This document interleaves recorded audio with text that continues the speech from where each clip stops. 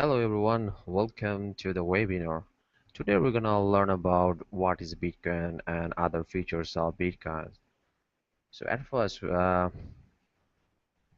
what is Bitcoin, right? So Bitcoin is a form of digital currency created and held electronically. No one controls it. Bitcoins aren't printed like dollars or euros. They are produced by lots of people running computers all around the world using software that solves mathematical problems. It's the first example of growing category of money known as a cryptocurrency. Okay, then what makes it different from normal currencies, right? So Bitcoin can be used to buy things electronically. In that sense, it's like conventional dollars, euros, or yen, which are also traded digitally. However, Bitcoin's most important characteristic and the thing that makes it different to conventional money is that it is decentralized. No one, no single institution controls the Bitcoin network. This puts some people at ease because it means that a large bank can't control their money. Then who created it? And many people ask this question. So the answer is a software developer called Satoshi Nakamoto proposed Bitcoin, which was an electronic payment system based on mathematical proof. The idea was to produce a currency independent of any central authority, transferable electronically, more or less instantly, with very low transaction fees. Sometimes it's just free. You know, it's just free, no fees. Then who prints it? No one. This currency isn't physically printed in the shadows by a central bank, uncountable to the population and making its own rules. Those banks can simply produce more money to cover the national debt, thus devaluing, uh, devaluing their currency. Instant Bitcoins is created digitally by community of people that anyone can join because Bitcoins are mined using computing power in distributed network. This network also processes transactions made with the virtual currency, effectively making Bitcoin its own payment network. So you can churn out unlimited Bitcoins. That's right. The Bitcoin protocol, the rules that makes Bitcoin work, say that only 21 million Bitcoins can ever be created by miners. However, these coins can be divided into smaller parts. The smaller di- divisible amount is 100 millions of Bitcoin is called Satoshi. After the founder of Bitcoin, what is it based on? Okay, conventional currency has made based on gold or silver. Theoretically, you knew that if you handed over $1 at the bank, you could get some gold back.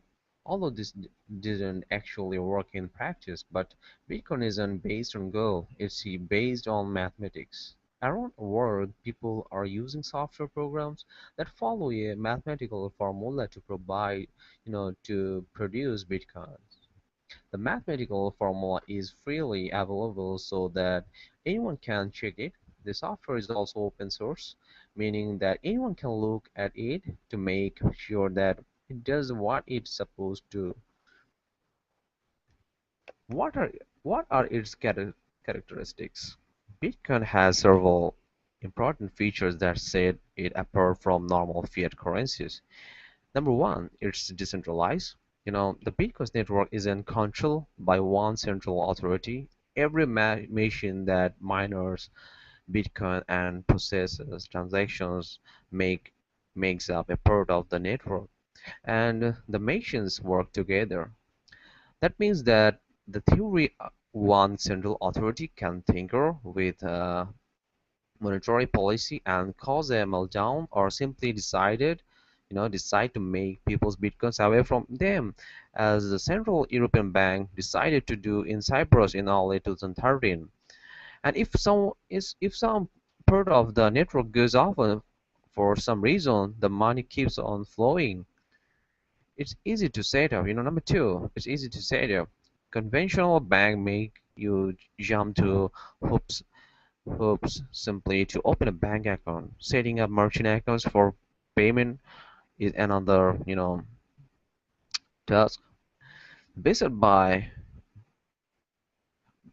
So however, you can set up a Bitcoin address in seconds. You can set up a Bitcoin address within seconds. So no question asked and no fees payable.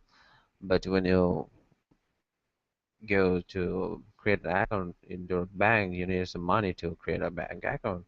But for Bitcoin, you don't need to pay any money. Number three, it's anonymous. Well, kind of. Users can hold multiple Bitcoin addresses,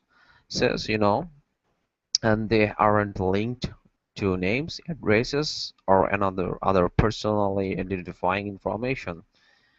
Number four, it's completely transparent. Bitcoin stores details of every single transaction that ever happened in the network in a huge versions of general ledger called the blockchain. The blockchain tells all, if you have a publicly used a Bitcoin address, anyone can tell how many Bitcoins are stored at that address. They just don't know that it's yours. There are measures that people can take to make their activities more, opaque on the Bitcoin network. Tools such as not using the same Bitcoin addresses constantly and not transferring lots of Bitcoins to a single addresses. Transactions fees are minuscule.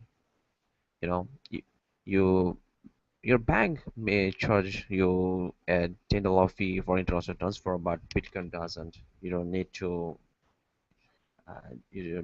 pay any charge for transaction to send money to other countries.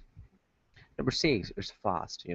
It's really really really fast. You can send money anywhere and it will arrive minutes later as soon as the Bitcoin network processing the payment. It's non-repeatable. Okay. When your bitcoins are sent, there's no getting them back unless the recipient returns them to you. They're gone forever. So Bitcoin has a lot going for it in theory, but how does it work in practice? You know, so you really need to. I mean, need to know about the Bitcoin miners, right?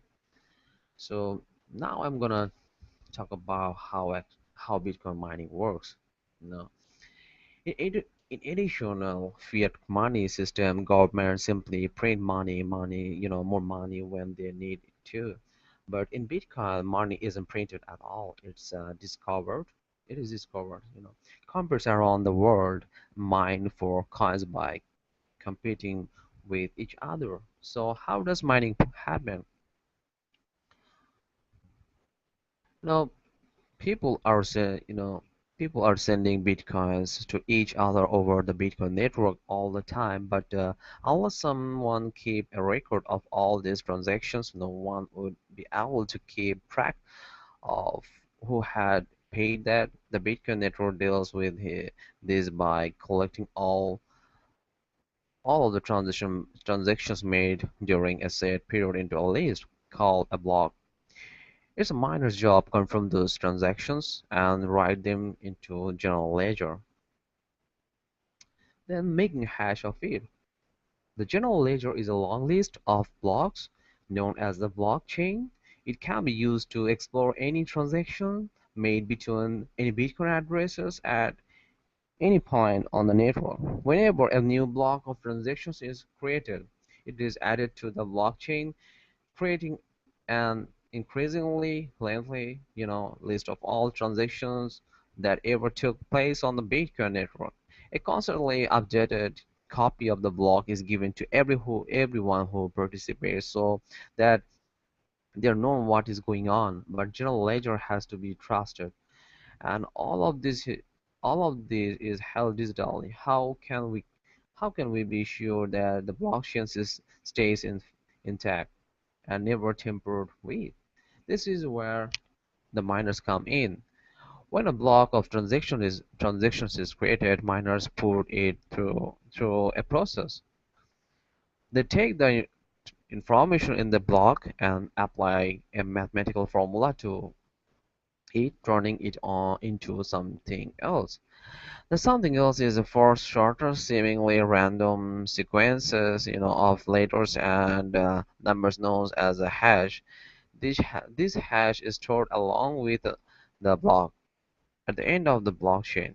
Hashes have some interesting properties. It's easy to produce a hash from a collection of data like a Bitcoin block, but it's practically impossible to work out what the data was just by looking at the hash. And while it is very easy to produce a hash from a large amount of data, each hash is unique. If you change just one character in a Bitcoin block, its hash will be changed completely. Miners don't just use the transactions in a block to generate a hash.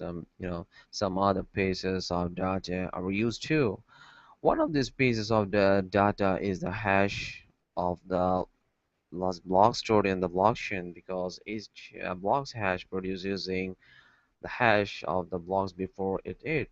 You know, for more information, you need to learn about Bitcoin. Then my personal advice would be join compiler.com. This is really very good website where you can learn about Bitcoins because they have a features in the compiler is Bitcoin University.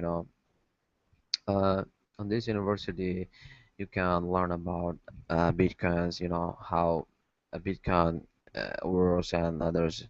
So it's really very cool features. The compiler where you can you only click the Bitcoin University merchant and uh, you go to this area, and this is the basic learning course area where you can see some videos. It's really really cool.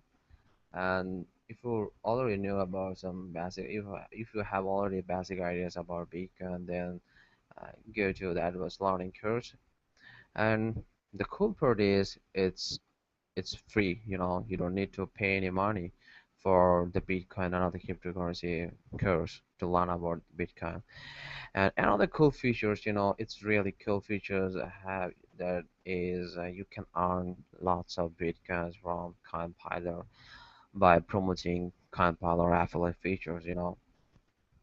You can promote your affiliate links to Facebook, Twitter. You just bring you just bring some members to compiler, and if they pay for pro membership, then you will get the commissions.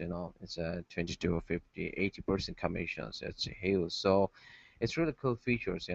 If you join this compiler and if you really want to learn about more Bitcoin, then uh, visit compiler and join compiler. It's a free of cost and be a pro.